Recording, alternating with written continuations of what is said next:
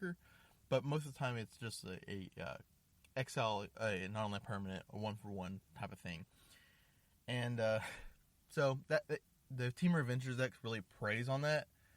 Like, they want to play that matchup probably all day long. They probably... Okay, so the bad matchup for Team Adventures, if you were to play it, would be playing against mono red aggro, I'd feel. But, like, if you have your Love Struck Beasts and you play 5/5s all day, that can get around your old mono red decks. But I feel like they don't want to play that all day long. And, like, the aggro, if mono red's on the play, it can, like, really hurt them.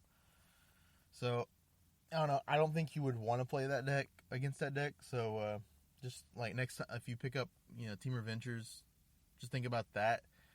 And overall, I love the deck. Like, it's goofy and stuff like that. It's probably one of the more unique decks in Standard right now, And to be honest, I don't like Standard's kind of taking a hiatus right now because the whole coronavirus thing, and Standard's not that really fun place to play Magic right now. It's probably like 4 decks again, which is tough to say, but yeah. And that's another thing about the coronavirus. Sorry about talking about the coronavirus again. But it's probably making your local game stores, wary of, like, do we want to hold Friday night events? Do we want to hold pre-releases? And that's a real thing. So, But the plus side of it, if you got into Standard online, MTG Arena, you don't have to interact with anybody. So you can just stay home and play, Magic Arena and not care about the coronavirus. So there's definitely give and take to that. But yeah. So if you're going to play Standard, I'd play it on Arena, to be honest with you. So, alright. Next format we got is Modern. And I just looked at the metagame today, and E-Tron's up there. And my god, if it's one of the most decks I hate, is E-Tron. Because I'm a Death Shadow player, and it's notoriously been one of the worst matchups as a GDS player.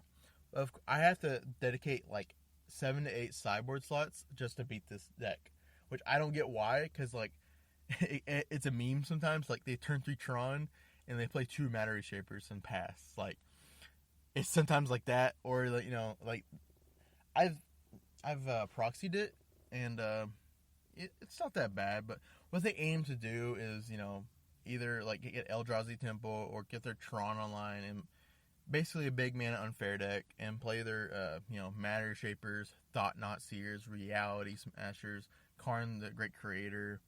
They run like 2 Dismembers sometimes, and also they're playing the Ugin and Ineffable card, which I like that card for them, because it's basically a 6 mana Ugin, so they play it free, like reduce cost and stuff like that, and it's just good. It can remove a creature or a non-land permanent, I think. And so the good matchups, I would say, what does it actually like? It probably wants to see Death Shadow all day long, but Death Shadow is not really a thing right now. So no, they probably want to see mono red Blitz or mono red aggro or burn or anything like that, because Chalice of the Void. They do have 4 Chalice of the Void, and so they go on the play, turn 2, play Chalice of the Void for 1, and you just watch the burn player squirm. And, yeah, they probably want to play that matchup, and they probably want to play Jund too. I'm not sure about that. And, I don't know how their Amulet type matchup is, actually, either. And they probably want to play Dimir, or any Urza deck that has Urza in it, because, Karn the Great Creator. And the only bad matchups I talked to somebody about this was like Ad Nauseam and Infect, but like Ad Nauseam's kind of like, it's not bad right now, but like I don't think anybody plays it. And Infect, you do not want to play Infect right now, because you got your mono red Prowess decks running on with Lava Darts and stuff, and Bolts, and all the good stuff, and like that's not a format for that deck. You don't want to play 6 rounds of Modern and you play 3 rounds of Prowess and you just get bodied. Like, yeah, I wouldn't want to do that.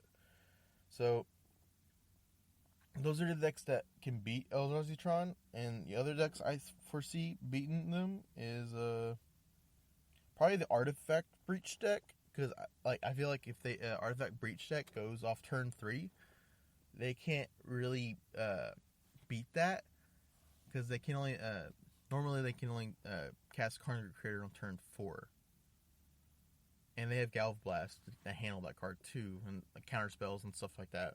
So I think they want to play against that, or they want like the Breach deck wants to play against the Eldrazi deck. But other than that, I don't really see any of the decks that can beat it right now in the metagame. Like maybe Bant Snowblade, because they can play a longer game and they can counter stuff, and they have Ice Fang Coddles and stuff. I'm not sure. But okay, we're gonna move on to the Pioneer deck I chose, and of course we're gonna choose the Dimir Inverter. So me and Brent have talked about this deck, and I really love this deck in the format, because it's probably one of the best Dimir mid-range strategies that we've ever seen in our entire Magic career. It's a mid-range, it can turn from a mid-range deck or a control deck to like, oh, I comboed you out, you lose, cool, next game. And like I like all the play patterns. You can play Jace Wheeler Mysteries and just play control strategy, or Narset Parter Veils, Hero's Downfall, and Ops, and you know, all the good stuff. Fatal Push, Thoughtseize, like, and then you have the combo too. I just love the Dimir Inverter. Like, if I don't know, like, I like my mono red aggro matchup against Dimir Inverter, so I'm not gonna build it.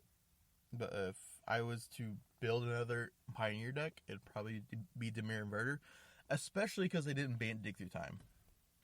I feel like they're gonna wait for more results for Dimir Inverter, but it's pretty obvious that Dig Through Time should have been banned like probably 6 months ago or 5 months ago, because this deck's really pushing. Like, I've seen Dimir Inverter decks go back to back Dig Through Times for 2 mana, back to back. Like, of course, like, it wasn't until turn 5 or 6, but like, still, that's like top 14 cards. Card selection, that's pretty good. And I don't know, and like, it's basically a combo deck too. So they're like searching for the combo or searching for removal spells. So like, yeah, I don't know. It's, in the way people explain it, like, it's like Splinter Twin, how Splinter Twin was in Modern. It's a good, blue-red deck, too, and it has the combo, the I win the game button. So, I don't know. And the bad matchups, Dimir Inverter players will tell you that mono-red aggro is not a bad matchup, but I'm here to tell you it's kind of a bad matchup. Especially if they don't have any good sideboard cards against you. Like, they probably have, like, good 4 cards, like Cry the Carnarium, that's a good one, and, like, more removal, but, like, mono red aggro can beat removal. Like, Cry is the only one I fear about. But other than that, like, no. I don't really give a crap about Dimir Inverter, me playing against it. I think Mono Green Devotion thinks that has a good matchup against it too, but they can just combo you quickly. And they don't really have a really good interaction about that, I don't think. Also, Bant Spirits thinks they have a good matchup against it with the Spell Queller and stuff like that, and good clock. And I don't know how I feel about that either, because, I've never seen the matchup. And the only other deck that I think that is like Dimir Inverter in a way is Mono White Devotion with a Heliod Walking Ballista combo. But that combo is more acceptable to pushes and stuff like that. It's not really resilient like Dimir Inverter is. So, I don't know. Like, and the good matchups, they keep telling me Azorius Control and Sultai Delirium's alright, and Lotus Breach. I'm just not sure about that. It's just a good overall good deck, good rounded deck. Like, it's like Jund, but like it has like 60% to all around the board. So I don't know. And what the deck aims to do is, play your Ops, play your Thoughtseizes and Thought Erasures, and play your, removal spells, and then like later game you'll slam a Jace Wheeler Mysteries down and just start, getting value off of that, and then slowly but surely play like Inverter of Truth. Or no, they play Dig Through Time first, they exile the graveyard, and then they play Inverter of the Truth and exile their graveyard, and that becomes their library. And sometimes it's only like 1 or 2 cards. And then they play like a Thassa's Oracle when they have like 1 or 2 cards left. And sometimes like you Fatal Push to Thassa's Oracle.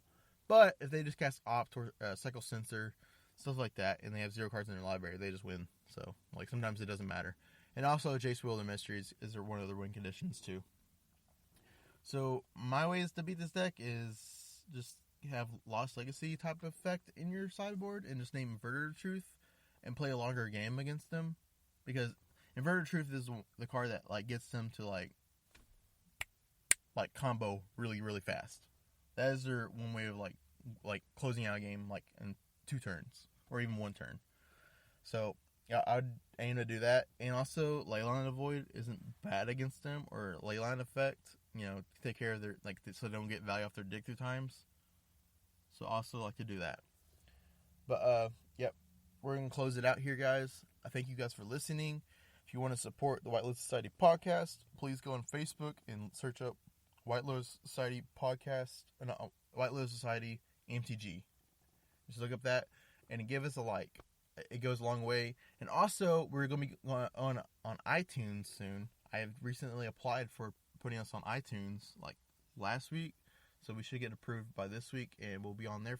Easier for y'all to listen. So, thank you guys for listening. Have a great day, and peace out.